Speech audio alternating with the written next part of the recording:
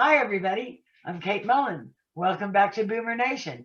I'm really glad you're here because that means that I got a viewer. Yay! I'm super excited that you're here because we're talking about all things that matter to baby boomers, from everything from health and beauty, anti-aging, what opportunities are in second careers, what about second weddings. We talk about fashion. We talk about everything. Primary to what we want to know as baby boomers is how to have good health. So we had such a great time talking to we, that's the collective we used by King's editors and people with tapeworm, right? So I say we, I mean me. I had a great time talking to Dr. Zak Kouloughli Naturopath in Round Rock, Texas. He's an amazing source of information.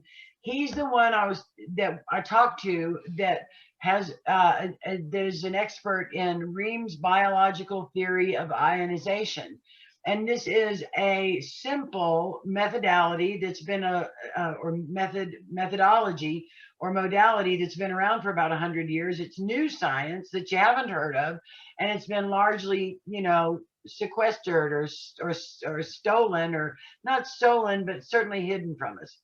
Anyway, so you heard Dr. Zak and I talking about anti-aging before and energy in the body, but we wanted to give you some information about who Zak is, what he knows, and how he came about it. So first off, I want to welcome my dear friend and naturopath specializing in Reams biological theory of ionization. Welcome back, Dr. Zak Kouloughli, naturopath. Thank you very much, Kate. Thank you for having me. I would like to correct something at the outset. Even though you introduced me as an expert, I would see myself as a student of the RBTI, because the Reams biological theory of ionization is so vast, so huge that there's no way I can be an expert. So I just call myself a student. Even better, even better. At least you're a more advanced student than we are. And I'm glad you made that differentiation, because what do they say with doctors? You're only practicing, right? It's only a practice. So yeah, that's very cool to be a student of it. So first off, tell us a little bit about your background and how you came to this modality, and then we want to talk about what Reams biological theory of ionization actually is. So tell us a little bit about how you got here. Well, I was born in Algeria, Africa. I came to the United States in 1994. When I came to the state, I was already, or had graduated with a mechanical engineering degree. I learned English, studied business administration, worked as an engineer, and I guess until about 4 or 5 years ago, I had a keen interest to naturopathic medicine, just because I was seeing some of the diseases out there that were not, I thought anyways, they were not managed by traditional medicine. I thought there should be something out there that probably could have an answer. That's why my interest fell into naturopathic medicine. After I studied that, along the process, I came across a theory, ionization theory, which I thought it had a basis in mathematics. And as an engineer, I have a keen interest in mathematics, and I thought I will delve into it. And I was fascinated by it and decided to pursue it. Wow. So what is Reams biological theory of ionization? Okay, Reams biological theory of ionization is the science that describes the putting together and breaking apart of a cell. A cell doesn't, have you ever thought of how a cell come about? A cell come about by a process of ionization. And ion is basically your tiniest amount of energy that we can quantify. So there is a negative ion, positive ion. So a cell built by ionization, ion X plus ion Y plus ion Z, etc., and the cell is formed. So it is perhaps to think of it as the most accurate and most detailed science when it comes to health, because we're not talking molecules, we're not talking DNA, we're not talking. We are talking the tiniest amount of energy, which is the ion. So this test, this very simple test, will allow the interpreter, the test analyzer, I don't know what you'd call that, but it would allow the tester. It would allow the tester to determine within 30 minutes the health of each organ and health overall of the body. Absolutely, but you have to have a background in the science. So think of it this way: if I showed a mathematician an equation, he could recognize it and say, "Oh, I know this. This is an equation of a circle," and I could show another equation. Oh, this is an equation of a straight line. For us, it's the same thing. We look at a pattern, we identify the pattern, we know what it is.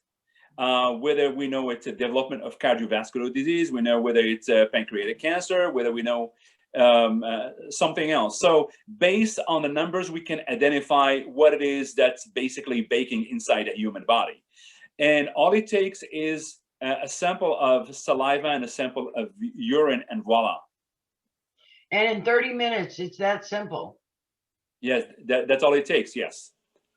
And the thing is, I would think there are going to be people that will say, there's no way that you can give me that kind of an accurate reading in that short a time, when a medical, an allopathic doctor would have to take the sample and then send it away and then bring it back and then all of this other stuff. For me, the short answer is new technology. It's new technology. So what do you say about this? I don't want to really say it's a new technology, but I want to say we don't measure for the same thing. So our markers are not the same. In the lab, we're looking for microorganisms, and we have certain markers. And when we see, for example, certain organisms or waste or whatever within a certain range, then we can come up with diagnose or deduce that it might be this and that. Whereas in our case, we measure energy. So first, a disease is nothing more than a loss of energy.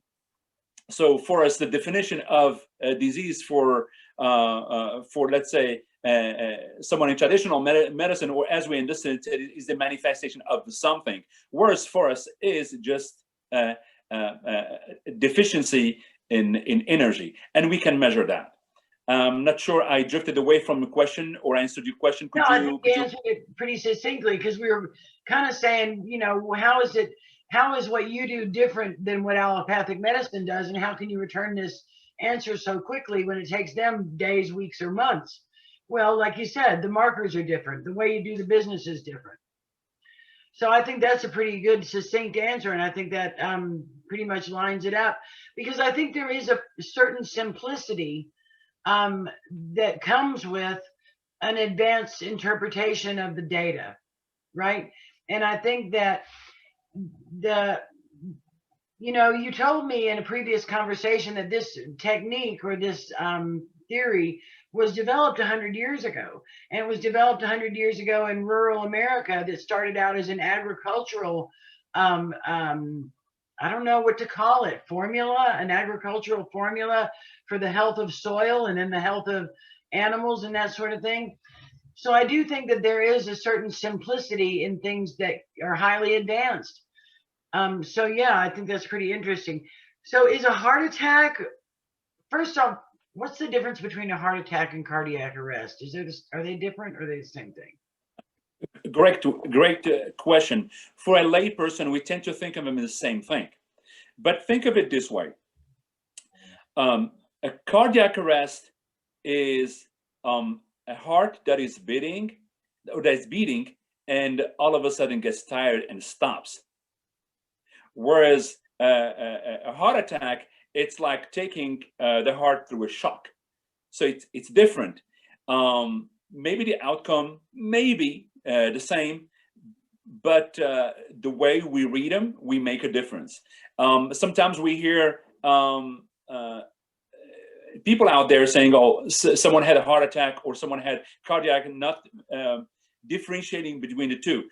In fact, in biological ionization, we make even the difference between heart attacks. So we recognize there is one type of heart attack called angina heart attack and another heart attack called pectoris heart attack. And they don't have the same, they're not set off by the same criteria. Wow. So an angina heart attack is like a lack of blood, and a pectoris heart attack is a muscular stress thing. Think of it this way: pectoris heart attack causes cardiac arrest, whereas angina heart attack causes the heart attack, the actual heart attack. So in a pectoris heart attack, you have, let's explain it a little bit. You have excess protein that's not being digested well. It's transformed into urea into the body. So excess urea causes the heart to beat hard, like dub, dub, dub, dub. But the heart is exerting additional energy to sustain that beating, and until at the point where the heart needs to rest. When it rests, that's the pectoris heart attack. Oh, wow. So how can Reams' biological theory of ionization help people to avoid having either a cardiac arrest or a heart attack? Simple. It's a simple test. All that is needed is the person has to be health conscious. If you're not health conscious, you don't care, then nothing will work for you, and you'll have to face your consequences.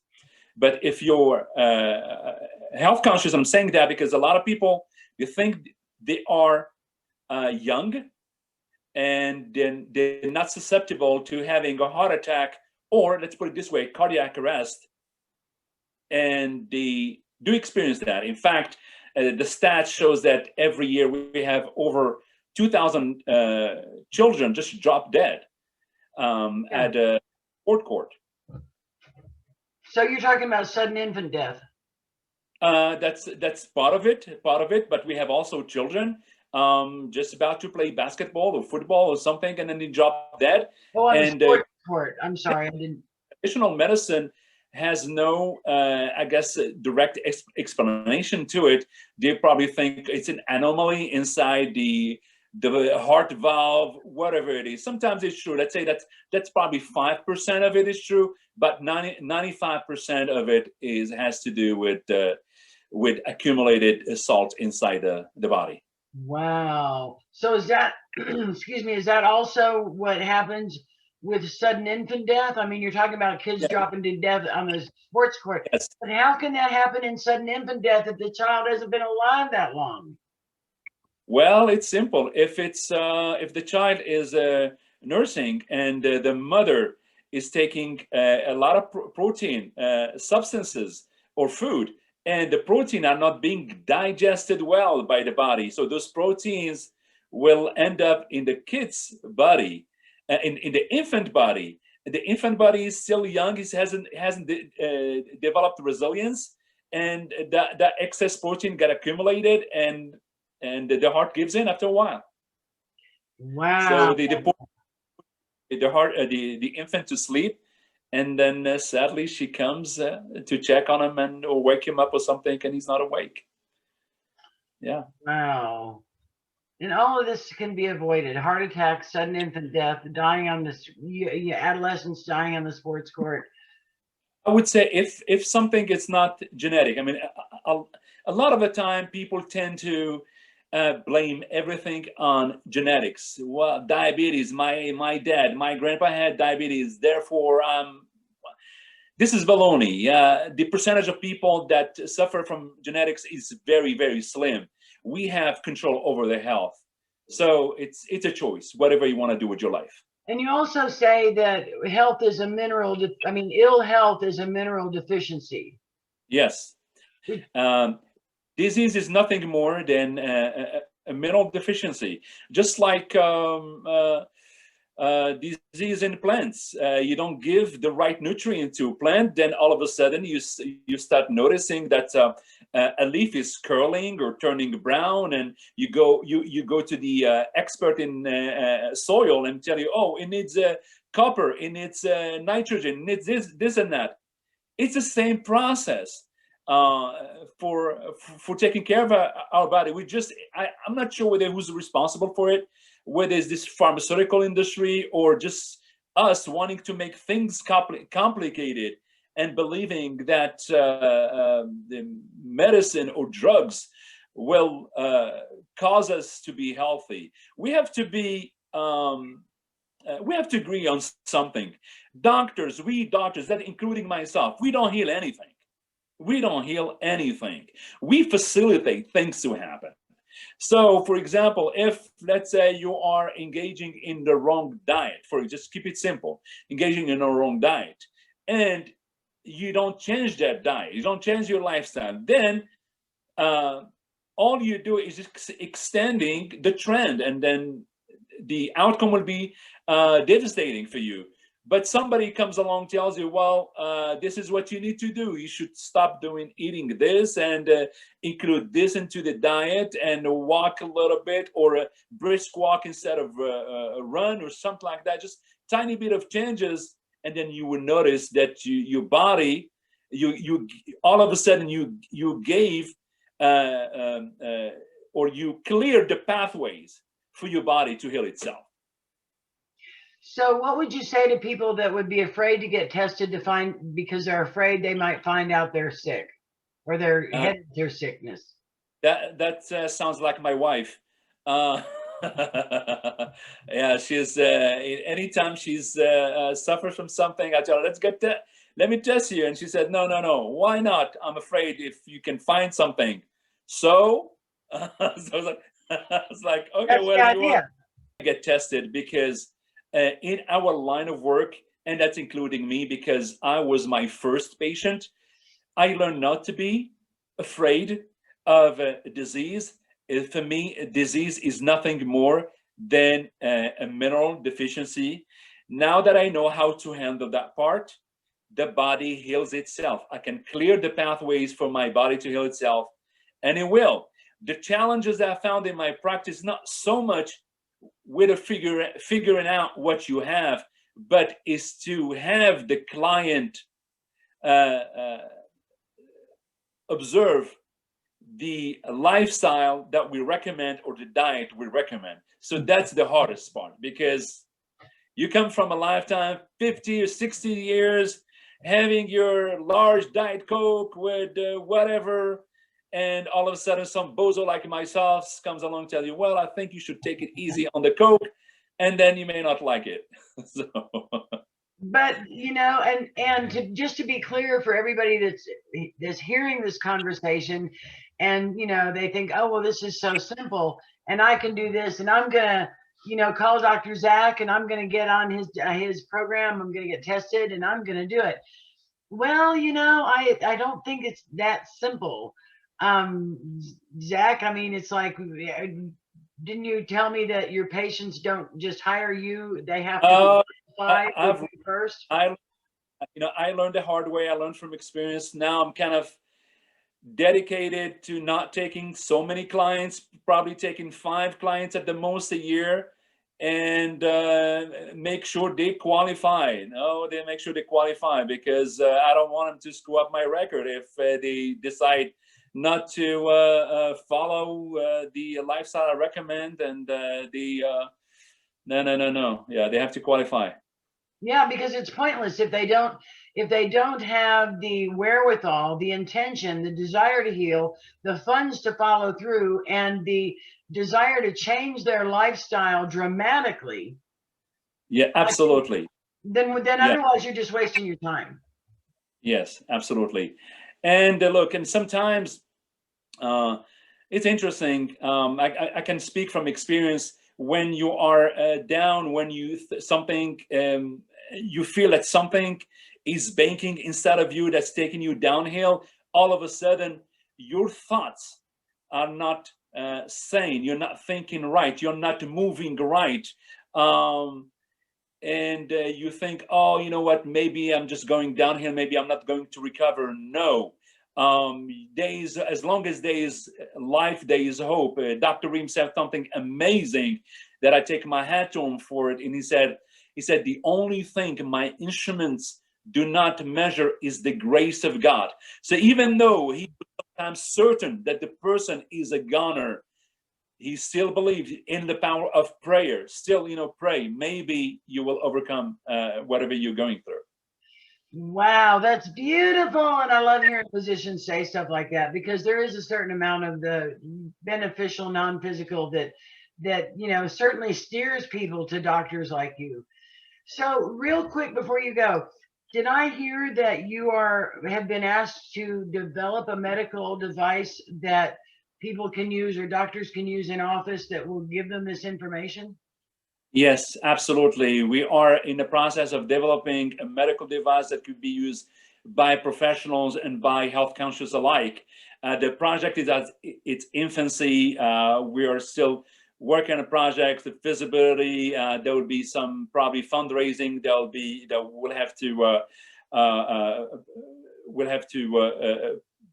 funds that we have to put together. But the medical device will be something fabulous for people who have, let's say, have a history of cardiovascular disease in the family, and they want to check their health, let's say, every month and see how well they're doing. And so they can make correction. By making those corrections, they will be 100% able to dodge whatever they say. Cardiovascular is my family. It will not be in your family, because you have a tool that will help you fix your health or repair whatever needs to be repaired, or identify what needs to be identified to prevent those accidents from happening. And the medical device that we are producing or we are developing will definitely be able to measure or to make that happen for you. That's really exciting, because I know one of the things that President Trump said in his first term in office was that his dedication was to make otherwise unknown medical devices available that were affordable, that were accurate, and that people could use essentially at home. And this is certainly one of those advanced, again, the simplicity of technology. It's really beautiful. It is going to be very simple, because we're going to provide a software that's going embedded. It was just going to give you all the answers. We just pray we can manufacture it cheaply in the United States, so we don't have to go to China or India or so. Right on. Or Russia. I don't want to go to Russia either. But yeah, well, great. Dr. Zak, it's always a pleasure to chat with you. And there's never enough time, but I really appreciate you taking the time to talk to us about Reams' biological theory of ionization, and about how all of these illnesses can be simply treated through the food that one eats, as long as they've been tested and they know what to eat. I would say food and also ancillary activity, but I don't want to see a couch potato expecting to have great health if all they do is flip over channels. Hence the reason people have to qualify. If they're going to be busted as a couch potato, they don't get to be in the program. Like you say, it's expensive. It's worth it. You heal people. I hate to say heal, treat, prescribe, diagnose. I don't want to say that. And you don't do the healing. People heal themselves. People heal themselves through this modality.